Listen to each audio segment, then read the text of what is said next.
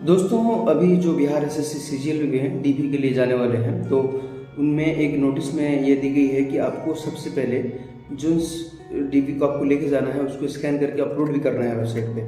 तो सिंपली मैं आज बता देता हूँ कि आपको वेबसाइट पे किस तरह से स्कैन करके अपलोड करना है ताकि आपको कोई भी तरीके की परेशानी ना हो। ठीक है दोस्तों, अब सबसे पहले आप आएंगे बीएसएससी पे और टूपीटीएफ मेन में। उसके बाद आप अपना लॉगिन एंड डायरेक्ट लॉगिन कर लेंगे। लॉगिन करने के बाद दो स्टेप्स आएगा, एक पर्सनल डिटेल्स और एक सर्टिफिकेट अपलोड। ठीक है, तो आपको आना है सर्टिफिकेट अपलोड में। सर्टिफिकेट अपलोड करने के बाद आपको इस तरह से खुल जाएंगे अपलोड करने के लिए। तो सबसे पहले देखिए लिखा हुआ है 10th मार्कशीट, तो आपको 10th मार्कशीट का पीडीएफ अपलोड करना है, फिर 10th के सर्टिफिकेट का, फिर 12 मार्कशीट की सर्टिफिकेट का, फिर सर्टिफिकेट, फिर ग्रेजुएशन के मार्कशीट्स, फिर ग्रेजुएशन का सर्टिफिकेट। उसके बाद अगर ग्रेजुएशन सिस्टम में आप सीजीपीए सिस्टम हो तो उसका आप परसेंटेज फार्मूला, और फिर आपको पीडीजीसीए का सर्टिफिकेट अपलोड करना है। उसके बाद अगर आपने SC/ST कोटा से रिजर्वेशन लिया है तो SC/ST सर्टिफिकेट अपलोड करना है। अगर आप NCL से रिजर्वेशन ले रहे हैं तो NCL कोटा से अपलोड करना है।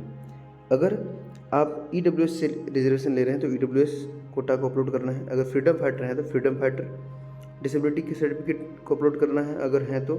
उसके बाद बिहार डोमिसाइल सबके लिए मैंडेटरी है अपलोड। एक्स सर्विसमैन अगर हैं तो एक्स सर्विसमैन सर्टिफिकेट। अगर पहले से बिहार गवर्नमेंट के एम्प्लॉय हैं तो एम्प्लॉय सर्टिफिकेट अपलोड करना है। और लास्ट में 17वां नंबर जो है वो आपका आधार कार्ड या वैलिड पैन कार्ड जिसमें आपका फ़ोटो ID प्रूफ हो उसको अपलोड करना है।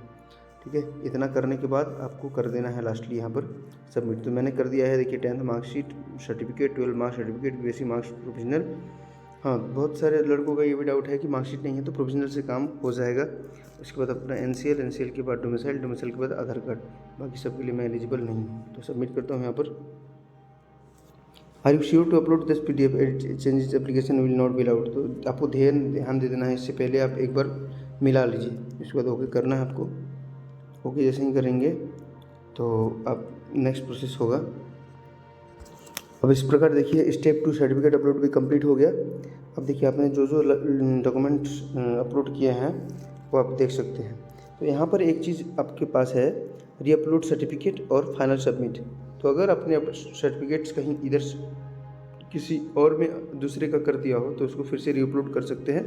अगर रीअपलोड्स नहीं करना है तो फिर फाइनल सबमिट कर सकते हैं। तो फिर अपना अपना डॉक्यूमेंट चेक कर ले।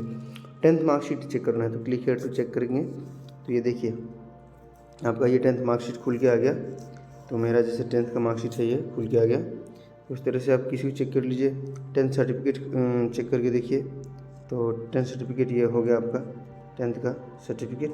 ठीक है दोस्तों, तो इस प्रकार मान लीजिए मैं आपको कर रहा हूँ 12 का मार्कशीट। तो 12 का मार्कशीट देखिए खुल के आ जाएगा सामने, आप चेक कर सकते हैं। ये 12 का मार्कशीट है। तो इस तरह से एक बार रिव्यू जरूर कर लें, हड़बड़ी में कोई काम नहीं करना है आपको। ठीक है, और इसके बाद इस तरीके से आप चेक कर सकते हैं। ये ऑल सेमेस्टर्स का मेरा मार्कशीट अपलोड किया मैंने, तो ये चेक कर लीजिए। उसके बाद सर्टिफिकेट है ग्रेजुएशन का, तो ये सर्टिफिकेट नहीं, प्रोविजनल मैंने अपलोड किया है, सर्टिफिकेट मेरे मिला नहीं है, ये अपलोड कर लिए। उसके बाद NCL, तो NCL में आप देख सकते हैं अपना जो आपने NCL अपलोड किया हो। ठीक है,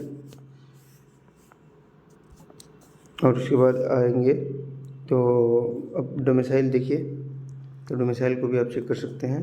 ये आपका डोमिसाइल हो गया। ठीक है दोस्तों, अब उसके बाद लास्टली ID प्रूफ मैंने डाला है, तो ये मेरा ID प्रूफ हो गया। ठीक है, इस प्रकार से हमने सारी डॉक्यूमेंट्स अपलोड कर दी हैं। तो रीअपलोड करने की कोई आवश्यकता नहीं है, तो फाइनल सबमिट कर देंगे। यहाँ पर क्लिक करेंगे तो यहाँ पर फिर आएगा are you sure for final submit your upload certificate. तो आप चेक करने के बाद ओके कर दीजिए। ओके करने के बाद योर करंट भी सबमिट हो गया। अब आप इसको कोई यहाँ पर लिखा रहा है you final submitted your certificate successfully. अब आपको कोई एडिट नहीं करना है। तो इस प्रकार जिनका भी डाउट था ये उम्मीद है कि उनका क्लियर हो गया होगा। और इस प्रकार आप यहाँ से काम करके फिर लॉग आउट कर सकते हैं दोस्तों। ठीक है, तो इस प्रकार हमारे वीडियोस को लाइक करके शेयर कर दीजिए अपने सभी दोस्तों के साथ, ताकि उनको भी ये फ़ायदा हो सके और उनको भी ये जानकारी मिल सके। जय हिंद।